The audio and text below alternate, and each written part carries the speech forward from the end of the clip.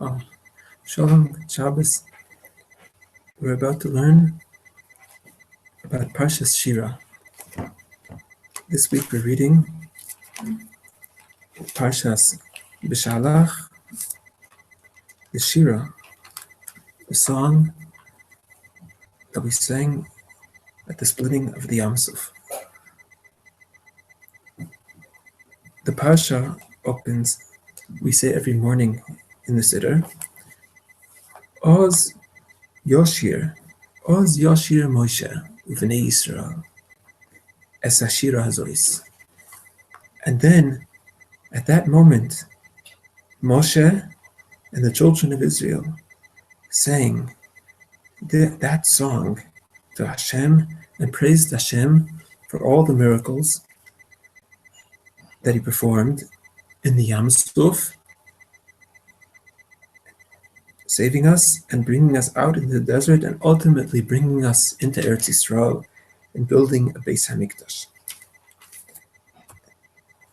Now, the first word, Oz, is very interesting. Oz Yashir Moshe. Then the Jewish people sang. What's the importance of that? Why does the Torah mention that word? Of course they sung then. That's one question the Sfas Emes and the Meforshim deal with. The second question, Yashir.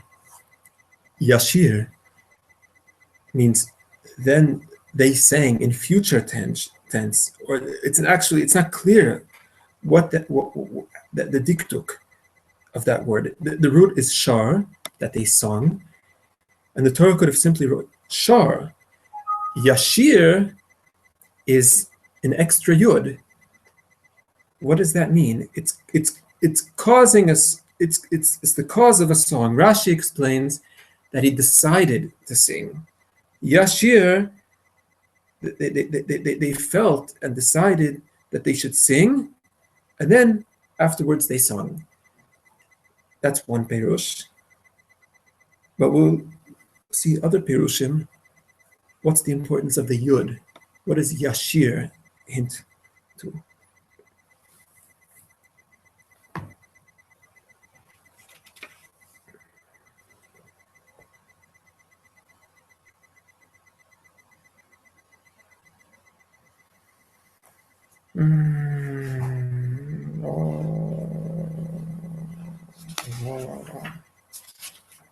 So let's read a passage from the Sfas Emes, and we will learn to understand this, to answer all these questions, and to understand the parsha.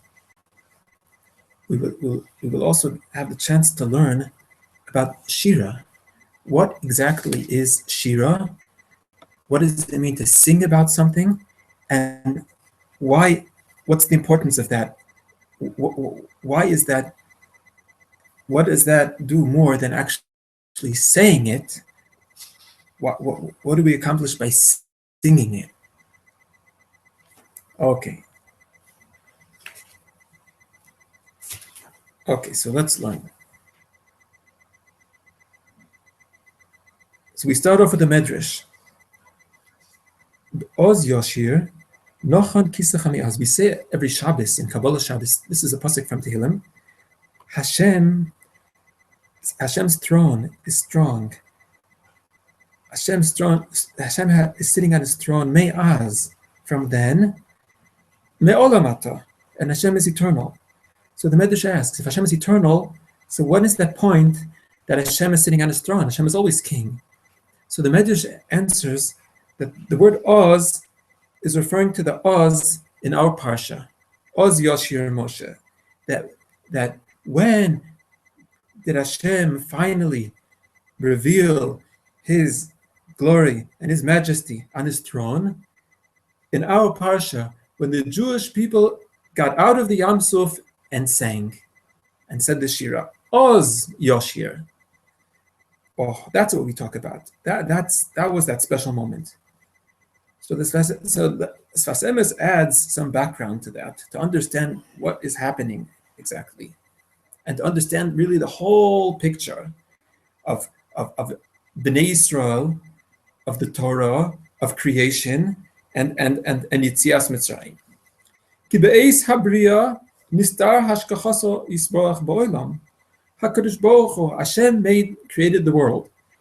As soon as Hashem created the world, in the 6 days of creation, immediately Hashem was hidden. Because now we see a world, we see nature, laws of nature. We don't see Hashem's hashgocha, that Hashem is in control. We don't see Hashem's control. You see that if you eat, you're healthy. If you don't, you're not. If you work, you get money. If you don't, you don't. We see nature, the laws of nature. Whoever is stronger wins, whoever is weaker loses. That is the world of nature that Hashem created. And that's not really what we're striving for. We want to see Hashem's presence in this world. We want to see Hashem's divine presence in this world. Ube'eis geulas Mitzrayim nisgale. When was that revealed? When Hashem took us out of Egypt. In the Geula, when we had the Geula in Egypt, then we saw that Hashem in this world. And that's referring to Hashem sitting down on his throne. Nisyashev kisacha, sitting down on the throne. The Sfas Emes explains, it means Nisyashev, Yidias, Ashkachosu Yizborach Manivayim. Yishuv doesn't only mean to sit, in Hebrew it also means Yishuv Hadas.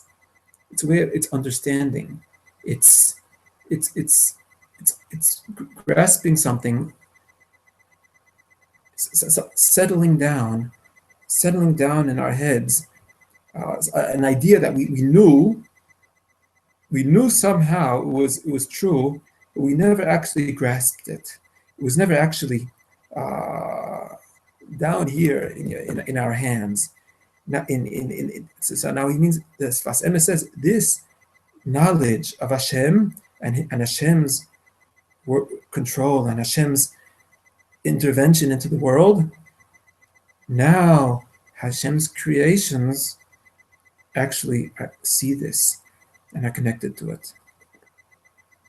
Oh, this is what happened in general in Yitzias Mitzrayim. This was the point of Yitzias Mitzrayim, to reveal Hashem in his creation. Till then, Hashem was hidden. The world was hidden. There was darkness. Now we see Hashem controlling and ruling and running the world, doing good things, taking the Jewish people out, punishing the evil, splitting the Yam Suf. That's what happened at Yitzias Mitzrayim. Now let's read more. Ubezem Yashev HaMedrash Kushasha. And the Medrash is really coming to answer the original question of the Yud. What does Yashir mean? Why doesn't it just say Shar? Ki b'chol nivra yesh nekuda shenizbar al kvodo yisborach. So the Sfas Emes brings another introduction, a very important rule. To understand the whole idea of Shira, of singing. Singing is not just what we do with our mouths. The truth is, everything in the world, every creation, every creature has a point in it, has a little spark in it of Hashem's glory, of Hashem's presence. The darkest and the most mundane in the creation, in the world, really are connected to Hashem. And you can find Hashem there. Everything Hashem created in this world really is for Hashem's sake, and really reveals and has a purpose for Hashem's creation. And for Hashem's honor, for kavod of Hashem. Now, and this is how we can understand Shira. Ze inyan perek Shira. There's a famous medrash that teaches us that it's called perek Shira, that every animal and every plant in the creation has its own pasuk, its own song. That animal, that thing is singing to Hashem a special song, and this is very important for the rest of this lesson. Each one has its own song, and no one creature is singing the song of another one, but together they're all singing to Hashem, a beautiful sing of praise. Ba'oz Yosher Yisrael Shira Zos. Now, the Sfas Emes is saying a beautiful pshat in the Yashir. In Lashon HaKodesh, Shar means to sing, but Yashir could really be interpreted in its simple interpretation as Yashir, to cause others to sing, to bring others to sing. Who are these others? Hashira hayedua she'ola mikol hanivraim, the song that is everywhere. So this is beautiful. But the Torah is telling us, when the Jewish people got out of the Yam Suf and saw the miracles and got up to sing, they weren't just singing. They were causing the whole world to sing. They were causing not just the whole world to sing, but they were bringing every part of the world, every part of creation, every person, every being, every creature to sing that song, their own song. Yashir. We're not just singing on our own, but we're bringing others to sing with us. V'yigalu nukuda amitis shem omdim mechayos Hashem Yisboch shemachadish b'chol yom ha'aseh bereishis. And now we're just revealing the truth. The whole creation, every animal, every plant, every stone is now really revealing the truth, the hidden truth inside of it, that it's really a creature of Hashem. And Hashem is constantly, with mercy, with good, with love, creating and giving life to that creature every day, every morning, and every minute. And that's something to sing about. Now there's another important teaching for us to know. This whole idea that the whole world is singing to Hashem. Now, we don't see that because it's all hidden. We actually, it's not mamish singing to Hashem in a way that we can see it. It really is waiting for us to sing. It depends on us, on the man. The center of the creation is, it's true that everything is singing to Hashem, but the song of mankind is special because it's up to us. We have the responsibility to do that, to cause that to happen.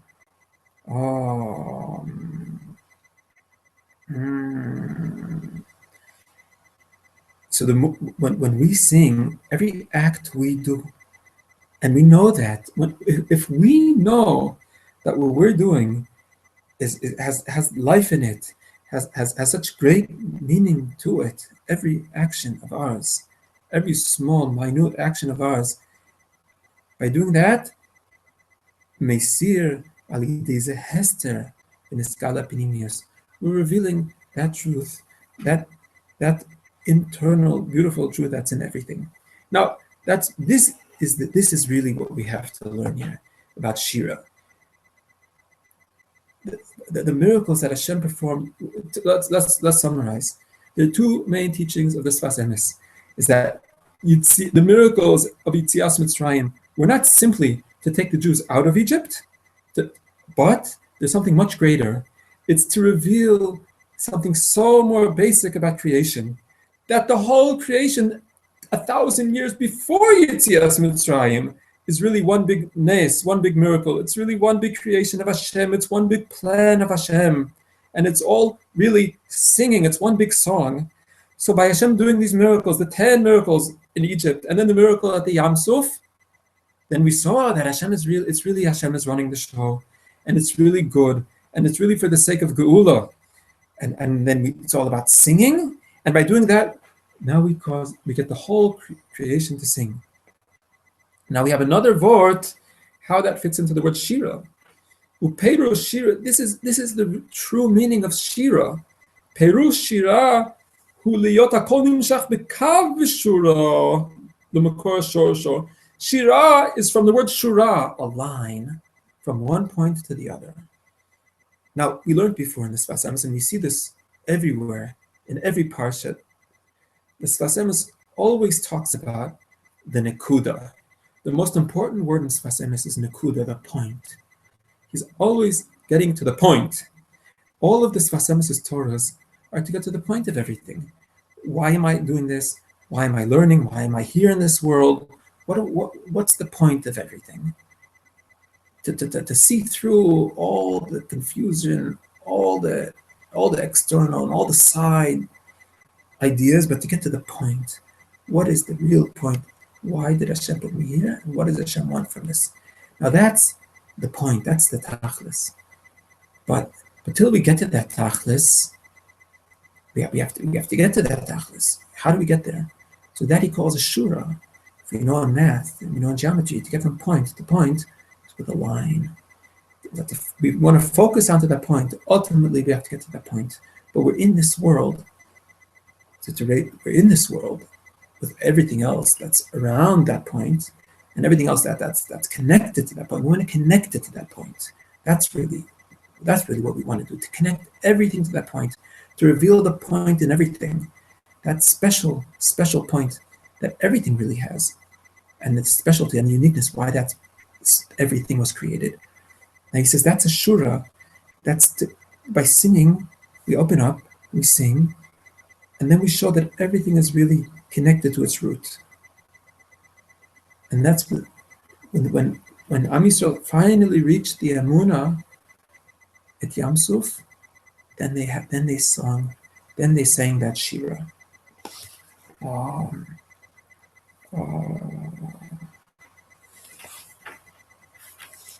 So Oz Yoshir.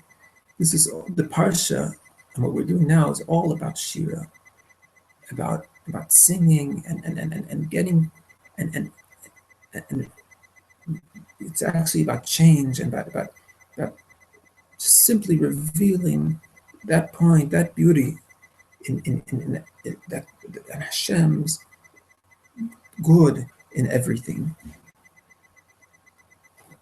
Also, this was the first teaching as Vasem is taught in year Tofresh Lamed Aleph. The first year teaching. Now, 3 years later, when he gave this lesson again, he added a lot more. There's always more to add. Now, when Bnei Yisrael are entering, let's read the story of Yam Suf. Now, Paro chased Bnei Yisrael. Bnei Yisrael left Egypt. They ran away. They left. Paro changed his mind. He ran after them to bring them back. He ran after them with all of his army. Now, Am Yisrael is crying to Hashem. Moshe Rabbeinu is crying to Hashem. Where are we going? We're in the desert. The army is chasing us. The sea is on the other side. There's nowhere to go. So where do we run? In the end, of course, we ran into the sea and it was split and we were saved. But first, there's another pasuk here, which is very confusing. The pasuk says, very difficult pasuk. V'yashuvu, daber b'nei Yisrael v'yashuvu. The first thing Hashem tells Moshe Rabbeinu, go back. So the Meforshim deal with this pasuk. How exactly? What was the story? Did they go around in a circle? Did they turn around? Did they go to the right, to the left? What was their route in the desert? There are many shitas exactly how they traveled and how they went through the sea. But the word vayeshuv means literally, okay, go back to Egypt. Egypt is running after you to bring you back. Go back. Now, what does that mean? Why go back? So the Sfas Emes is a beautiful teaching based on everything we're learning till now. He takes us now to a much deeper level of understanding of the miracle and the song and the Emunah of Yam Suf and Yitzias Mitzrayim. So the Sfas Emes says, La'asher yotzu b'nei Yisrael b'chipazon mi'Mitzrayim, w'haya shalom hadraga. Now this is another very important introduction about Yitzias Mitzrayim. We all read in the parashas of Shmos, we went out fast, we went out suddenly, it was without preparation. Ve'ein zedavar shel kayama. Now, nothing works like this. It can't last. Anything done without order, without order, without rules, without a proper path, can't last. So therefore, we left Mitzrayim. We just ran out without any plan, without any order. Hutzruchu lashuv. Now we had to actually do it again. We had to do another Yitzias Mitzrayim.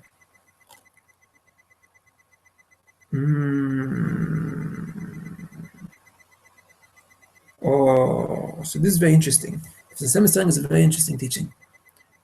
And as we will go on to see, there were actually 2 exoduses from Egypt. First, we left Egypt with the 10 plagues, and then we're in the desert. And then Egypt is still running after us. Now, the Sfas Emes is teaching us, Kriyas Yam Suf is the second Yitzias Mitzrayim. Now again, we're being freed from Egypt. But there's a big difference. The first one, we just ran out without thinking very much, without just going out. We saw the miracles and we left.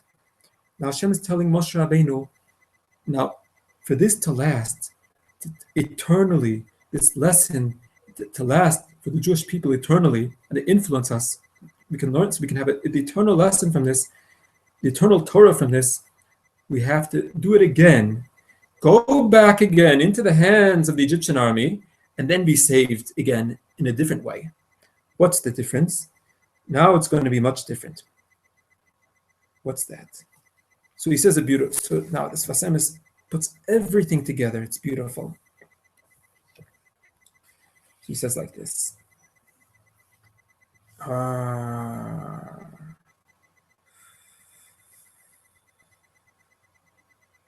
So he says like this. When we left Egypt, there was no Shira. Why didn't we sing when we left Egypt with the 10 plagues? And only now Yam Sov we sung.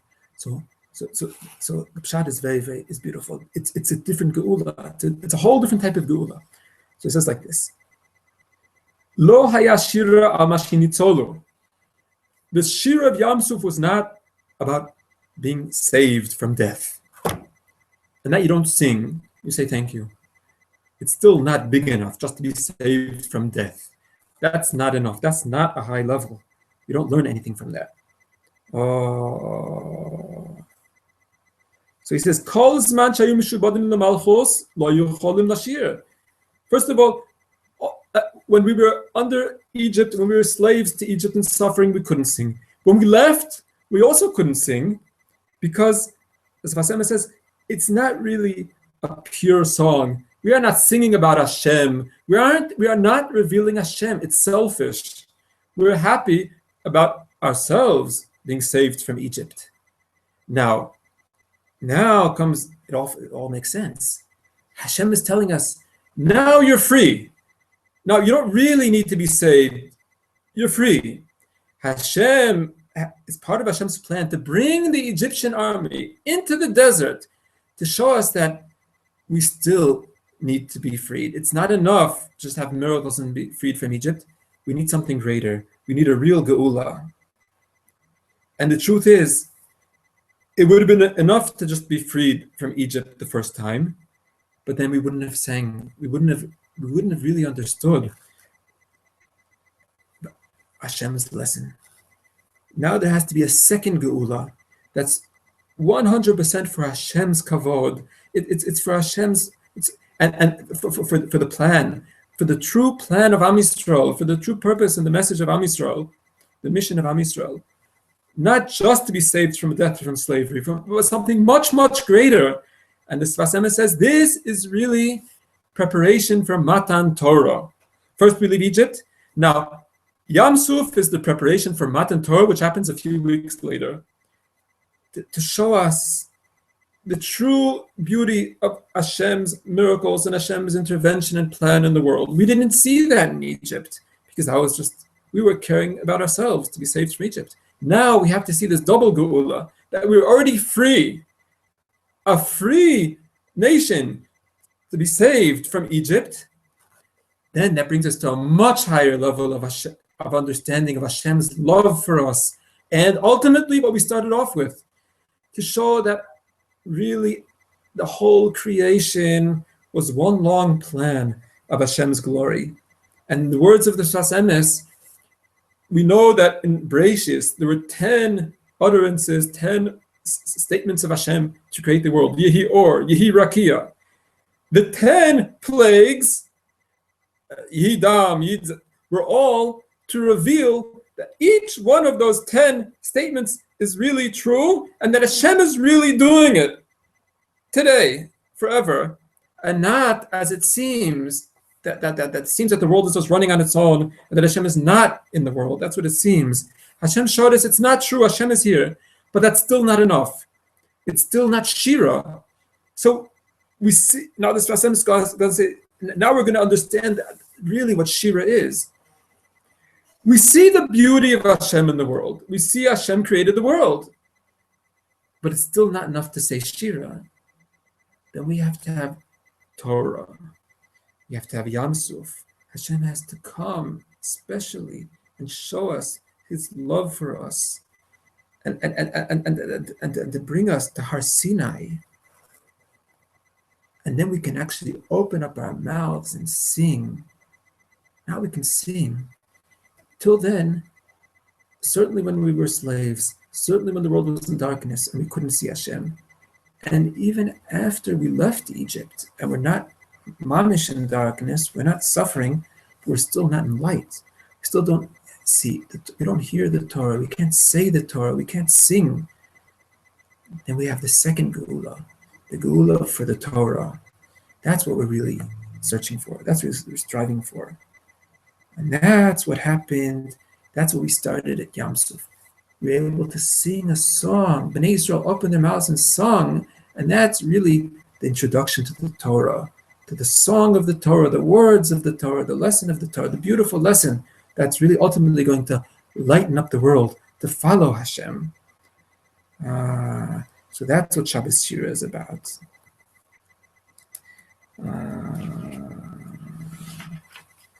And that lasts forever. Miracles don't last. We could have left Egypt, and then 100 years later, we would have been slaves to some other nation, or we just would have disappeared. But there had to be that special miracle that Hashem shows us, that it's not simply a miracle to save us. Hashem is showing us simply that He loves us, simply that He's with us for a much greater purpose, for the Torah, to raise up the whole world, as the Sfas Emes says, Yashir, to get the whole world to sing. Not just us who are suffering, but the whole world together to sing, and to fix that whole world. And that's the ultimate geula that we're waiting for. Now the Sfas Emes takes us a few years later to the final geula, which we're waiting for. And with everything we learned till now, it will help us understand what we're really lamaisa tachlis waiting for, our geula. And we know that the importance of the parashas of Shmos and Yetzias Mitzrayim are to help us understand the final geula, and they will follow all the teachings that we saw in the geula from Egypt. Now, the Sfas Emes teaches us the famous teaching that there are really two Mashiachs. When Mashiach ben Yosef and Mashiach ben David. We all know that in the final geula, in the ultimate geula, there will be first, as Chazal teach us, there will be a Mashiach from the tribe of Yosef, and then the real Mashiach ben David. Now, what are these two Mashiachs about? What does the first Mashiach do? If he's not the real Mashiach, we know there's one Mashiach. So it's beautiful. So he explains everything according to what we learned till now. First, there's going to be a physical geula. Mashiach ben Yosef is coming to take us out of exile, out of suffering, and to bring us back to Israel. Now, but that's still not enough. So once we left all of that suffering and we were saved, we are still not reaching our ultimate purpose. We're not achieving that. We haven't reached the Torah yet. We haven't actually sung yet.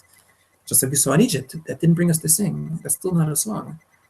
Now, then once we're freed from all that suffering, from those external problems, now we can have the final Mashiach. Mashiach ben David will bring us to that much greater madrega. And David, we all know, is all about Tehillim. That's Shira. Then we can start singing to Hashem, because it's not about us, our selfish geula, about being saved from suffering. It's about singing to Hashem. That's Mashiach ben David. Oh, now David and Yehuda, that's all about Hoda'ah, about thanking Hashem and singing to Hashem. So that these were actually the two geulas in Egypt, and these are the two levels and stages of a geula that we are waiting for ultimately. So with all of this that we learned, now we will, with Hashem's help, we will be able to appreciate all of Hashem's love and everything Hashem does for us, so that we will be able to actually sing about it, open up and sing, and open up and really realize that, and of course get others to sing, and to appreciate. But as the Sfas Emes taught us about the word Shira and Yashir, to sing. It's not about. It's not about a particular miracle. It's not about a particular something that we got, something that some being saved, or saying. It's not about any particular toiva that Hashem did for us. Something much more simple. It's really about the simple, basic, mundane creation. Seeing that in everything there's beauty, in everything is Hashem's creation. There's that spark, there's that nakuda in every one of us. It's just there. Certainly in every one of us. If we can't see, and in us or in our friends, we can't see that. We just see darkness. We don't see life. We don't see Hashem in any of us. But it's there, and it's waiting to be seen. And in everything, in all of mankind, and in every creation, and everywhere, it's just there, and it's just waiting to be seen. And it's so simple and pashut, it's just going to come out. And that's what Shira is. That's what real Shira is. And that's why everybody can do it. You don't have to be an expert, you don't have to be a professional. You need special tzaddikim who can help others do that. Yashir Moshe. We need people like Moshe Rabbeinu, or the Jewish people in general, to get others to do that. But the truth is, everybody and everything can sing. Nobody can say that they can't sing to Hashem. Everybody can sing to Hashem. So let's learn one more teaching from Rav Hirsch about Shira on this parsha, which with this we'll understand everything we learned till now even better, and we'll even be able to actually do it much, much better. So the Sfasema says Rav Hirsch has a beautiful teaching to understand. The three words in Tanakh that talk about singing, about music: Shir, Nigun, and Zimra. So Nigun is about instrumental music, but Shira and Zimra is a vocal. Says, what's the difference? So Sfasema says Zimra is the actual music without the words, it's the tunes without the words, and Shira is the words, the poetry and the words without the tune. But when you sing, you do both, Shira and Zimra. Now, so how do we do both, and what's the difference? Which is more important? Now, in our parsha, we have Shira, and we all know that we were learning that this is the ultimate, the purpose and the highest level of creation is for everything to sing, Shira. So our first teaches us that, and to understand Zimra and Shira, how it works. What's the truth is, the importance of every song is the words. It's the lesson. It's the actual praise, not the tunes. But the tunes, they help us. They bring us to Shira. They open up our hearts to Shira. And so we do both. We first we hum the Zimra, and then it gets us to sing those words. Zimra, he says a very important lesson. He says, first, the Zimra has to bring us to words. Has to bring us to words. And it can't be the other way around. You can't just have a Zimra and then think of words that fit into the Zimra, or make up words and think of a Zimra that fits to the words. He says, Zimra brings us to words, and Rav Hirsch explains it. A very important teaching, very practical teaching. How that works? Why is that so? He says, Zimra is the point when we're not ready to express ourselves yet. We don't have words yet. We're still confused. We're still in darkness. But we're singing. We're happy, and we're singing, and we know we have inside of us a Shira. Just we don't have the words. We can't get the words out. So there, we're expected to have Zimra. We sing. We have a Nigunim, Zimra. And by doing that, little by little, we get closer and closer to understand that Shira that's inside of us, that wants to get out, that wants to be discovered and revealed. And then it turns into Shira, and explains with a beautiful thought on the words. Zimra is also we have in a vine. The branches of a vine are called zmurot. Every tree, and this is also connected to Tu B'Shvat. A tree, Chazal teach us what's special about Tu B'Shvat. Now the whole winter, now all the food, all the energy, all the minerals, all the juice is coming from the ground, going up the tree, and cooking there and getting prepared, and it's getting developed there to blossom into a flower, to be transformed into a flower, into a fruit. Now, and what Tu B'Shvat represents, that point when it starts blossoming, when the tree is full of all that juice and energy, and it turns into a fruit. Now, a vine is different than any other tree. Its branches are so long and confused and twisted around, and why is that? And what is and what is that called? What does that do? So the energy and the mineral, everything developed in the vine is so much stronger than any other tree, and that's why the grapes and the wine are so strong and powerful, and the alcohol and the sugar and the wine that makes a person either brings a person to happiness or to drunkenness, or just simply it's a much more powerful fruit because it has the zimra. The fruit of the vine have to go through a much longer and confusing journey to reach the fruit. But when it comes out as grapes, comes out as wine, and that's zimra. And then sheikhar. Sheikhar is like a shear. Shir. So our verse says, to understand Shira, it's like the zimra turning into sheikhar. You can't just sing. You can't just open up and sing. It's a long process, a personal process of zimra, of confusion and journey and traveling and cooking that those feelings inside. And trying to develop them and struggling until they grow and grow. It may take years, it may take tens of years, it may take for the world thousands of years, like this Basem has said. But then ultimately they turn into sheikhar, into shir, then the fruit come out.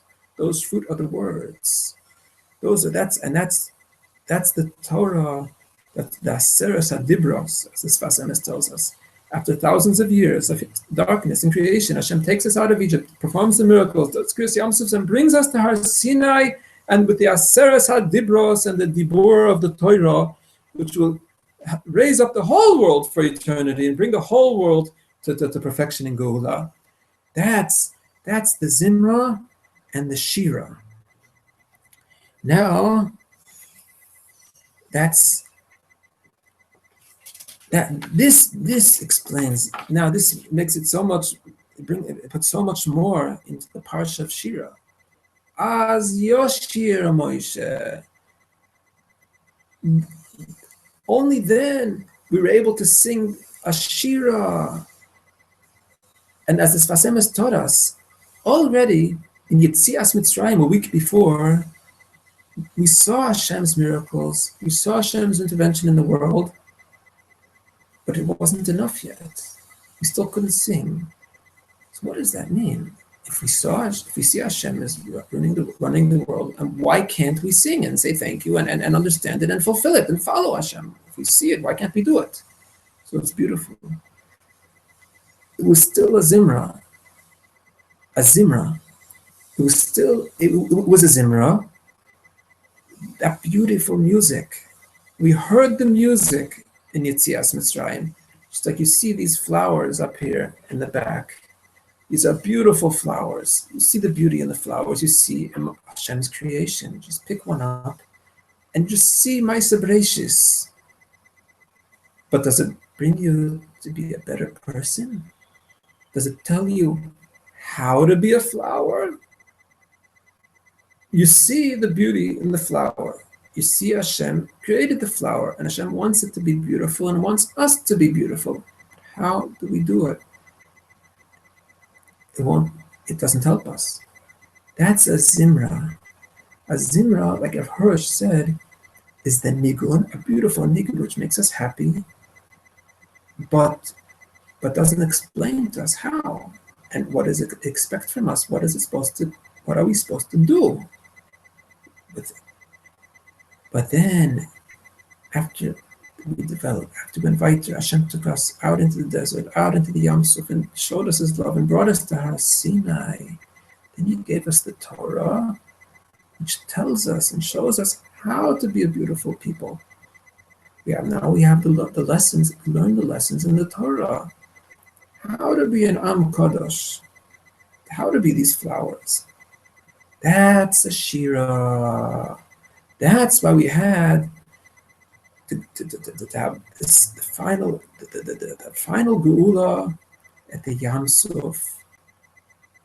It's not enough to be saved. It's not enough to see the miracles. Even the 10 miracles, the 10 patches of Paro. That's not enough. We have to have, and as the Sfas Emes adds also a very important point, negativity can't make us grow. It can't really ultimately help us. It was necessary to patch Paro, all the evil, and it was necessary to save us from all the evil and suffering. But we can't grow from that. It won't last. Therefore, there had to be a real geula with a Shira. And then when we sang we said Hallel in Egypt, but we finally sang a Shira in the Yam Suf. We actually sang it. That's a song, that a positive song, a beautiful song, which isn't just about the suffering. It isn't just about the patching of the Egyptians. It's also about it's something much more. It's the song of Yam Suf talks about the Geula, talks about the Beis Hamikdash, about coming to Eretz Yisrael, about Hashem taking us through the desert and caring for us. That's a positive song. That's Torah. That can bring us. That's what the Torah is about. The positive, the light for the world that can actually light up the world and actually help us grow and change.